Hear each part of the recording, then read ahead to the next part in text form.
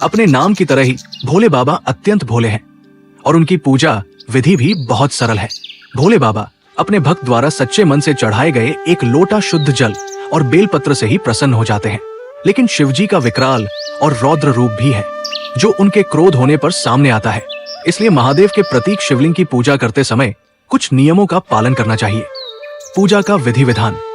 यदि आपके पूजा घर में शिवलिंग है तो इस बात का ध्यान रखें कि नियमित रूप से और पूरे विधि विधान से पूजा हो।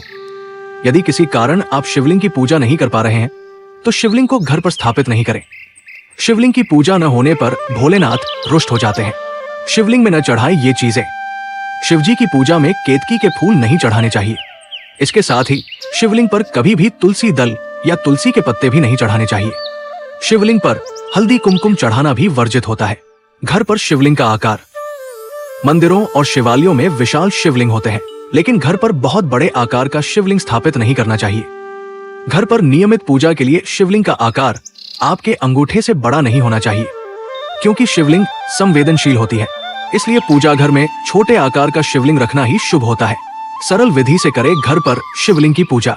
घर पर प्रतिदिन शिवलिंग की पूजा के लिए सबसे पहले आचमन करें और फिर शिवलिंग पर गंगाजल या शुद्ध जल से अभिषेक करें।